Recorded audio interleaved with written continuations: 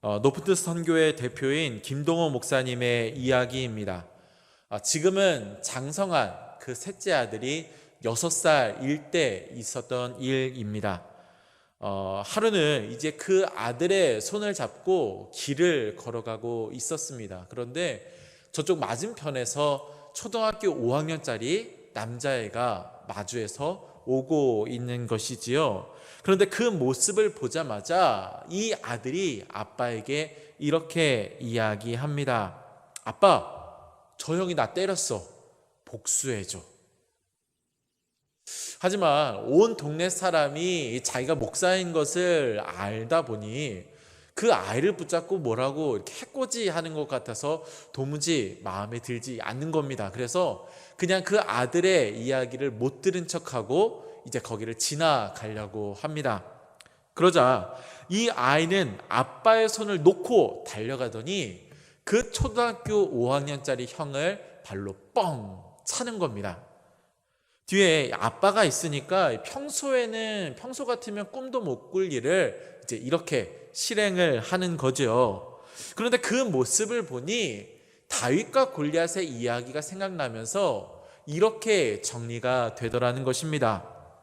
다윗 6살, 골리앗 초등학교 5학년, 하나님 80kg. 이것이 바로 이 땅을 살아가는 그리스도인들이 자신 있고 당당하게 살아갈 수 있는 이유이다. 이렇게 생각을 하게 되었다라는 것이지요. 자, 일전에도 말씀드렸듯이 신명기 4장은 우상 숭배 금지에 대한 말씀을 담고 있습니다. 우상 숭배를 할 때 하나님께서 어떻게 징계하실지 이에 대해서 이야기하고요. 반대로 우상이 아닌 하나님을 온전히 섬길 때 하나님이 어떤 복을 주실지 이것에 대해서 4장에는 자세히 기록이 되어 있습니다.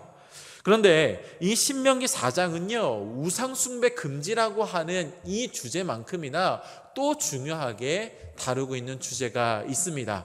그 주제는 바로 무엇이냐? 바로 하나님과 이스라엘의 관계에 대해서 이야기하고 있다라는 것이지요.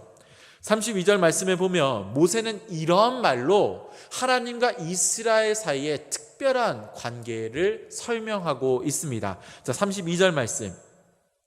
내가 있기 전에 하나님이 사람을 세상에 창조하신 날부터 지금까지 지나간 날을 상고하여 보라. 하늘 이 끝에서 저 끝까지 이런 큰 일이 있었느냐? 이런 일을 들은 적이 있었느냐? 아멘. 그러니까 한마디로 창조 때부터 지금까지 이런 일이 없었던, 그러니까 이런 특별한 관계가 없었다라고 이야기하는 것입니다. 자, 그렇다면 그 관계는 어떠한 관계이냐? 이렇게 설명을 합니다. 33절에 보면 불 가운데 말씀하시는 그 하나님의 음성을 듣고 생존한 민족이 오직 너희밖에 없었다. 또한 34절에서 시험과 이적과 기사와 전쟁과 놀라운 능력으로 애굽에서 구원하신 민족이 너희밖에 없었다. 그만큼 너희는 특별한 민족이다. 특별히 나에 대해서 하나님과의 관계 가운데서 너희는 아주 특별한 민족이다 라고 말씀하시는 것입니다. 그러나 이 하나님과 이스라엘의 특별한 관계를 가장 잘 설명해 줄 수 있는 요소는 바로 말씀입니다. 자, 36절 말씀. 여호와께서 너를 교훈하시려고 하늘에서부터 그의 음성을 내게 듣게 하시며 땅에서는 그의 큰 불을 내게 보이시고 내가 불 가운데서 나오는 그의 말씀을 듣게 하셨느니라. 아멘. 36절 말씀을 보면 듣게 하셨다라고 하는 말씀이 2번 반복해서 나오는 것을 알 수 있습니다. 한 번 듣게 하신 것은 하늘에서 나오는 음성이었고 또 한 번의 말씀은 땅에서 그들이 목도한 말씀이었지요. 여러분, 히브리어에서 반복해서 사용한다라는 것은 강조한다라는 뜻을 가지고 있습니다. 그러니까 하나님께서 그들에게 듣게 하시고 또 듣게 하셨다라는 것은 그만큼 들음이라는 것이 이들의 관계에 아주 중요한 핵심적인 요소이다라고 오늘 본문을 통해서 하나님 말씀하고 계시는 것입니다. 여러분, 관계적 의미에서 대화는요 아주 중요한 의미를 가집니다. 그러나 영적인 의미에서 이 대화는요 그보다 훨씬 더 크고 깊은 의미를 갖게 됩니다. 바로 하나님은 이 대화를 통하여서 하나님과 이스라엘 백성을 정말 더 깊은 관계로, 더 친밀한 관계로 설명하고 계신다라는 것이지요. 자, 하나님은 이 출애굽을 하면서 이 대화가 하나님과 이스라엘이 정말 긴밀한 관계, 특별히 하나님 백성이라고 하는 아주 긴밀한 관계를 형성하게 하셨다라고 이미 말씀하신 바 있습니다. 출애굽기 19장 5절 6절 말씀. 세계가 다 내게 속하였나니 너희가 내 말을 잘 듣고 내 언약을 지키면 너희는 모든 민족 중에서 내 소유가 되겠고 너희가 내게 대하여 제사장 나라가 되며 거룩한 백성이 되리라. 너는 이 말을 이스라엘 자손에게 전할지니라. 아멘.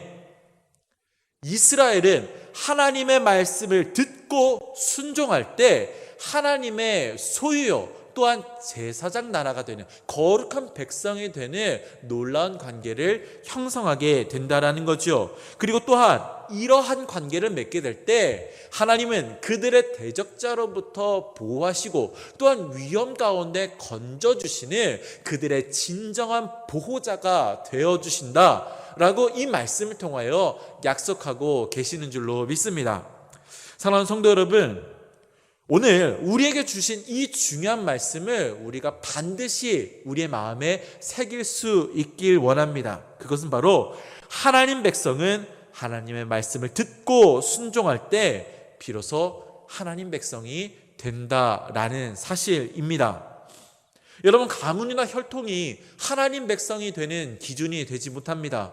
내가 교회를 아무리 자주 열심히 나왔어도 혹은 내가 어떠한 직분을 받았다 할지라도 그것이 하나님 백성이 되는 기준이 되지 않는다라는 거죠. 여러분, 하나님 백성이 되는 기준은 오직 주의 말씀을 듣는가, 또한 그 들은 말씀에 순종하는가, 이것만이 기준이 되는 줄로 믿습니다.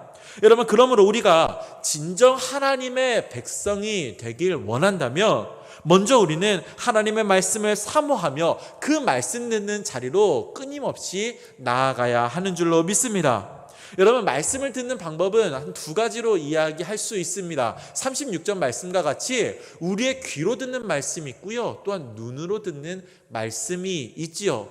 여러분, 어떠한 방법이 더 좋다라고 이야기할 수 없습니다. 중요한 것은 귀로 듣고 또한 말씀으로 듣는 이 적절한 균형을 통하여 끊임없이 말씀의 자리로 나아가는, 그 말씀을 끊임없이 사모하는 것이 중요하다라는 것이죠. 그리고 그 말씀을 듣는 것만큼이나 중요한 것이 무엇이냐? 바로 들은 그 말씀에 순종하는 것. 이것이 또한 중요한 요소인 줄로 믿습니다. 로마서 2장 13절은 말씀을 듣는 자가 의인이 아니라 그 말씀을 행하는 자가 의인이라고 말씀합니다. 또한 예수님께서는 나의 계명을 지키는 자라야 나를 사랑하는 자이다라고 요한복음 14장 21절에서 말씀하셨습니다. 여러분, 하나님의 말씀 듣기를 사모하고 또한 들은 그 말씀에 순종할 때 우리는 진정 하나님의 백성으로 인정받게 된다라는 것이지요. 바라건대 하나님께서 하나님 백성으로 인정하시는 복된 저와 여러분이 될 수 있기를 간절히 소망합니다. 그리하여서 주께서 허락하여 주신 그 인도와 보호하심, 또한 주님께서 허락하신 그 놀라우신 은혜와 역사를 맛보는 저와 여러분의 삶이 될 수 있기를 주님의 이름으로 간절히 축원합니다. 함께 기도하겠습니다. 살아계신 하나님, 감사합니다. 하나님, 주의 말씀 듣기를 사모하여 그 말씀의 자리로 끊임없이 나아가는 우리 모두가 될 수 있기를 간절히 원합니다.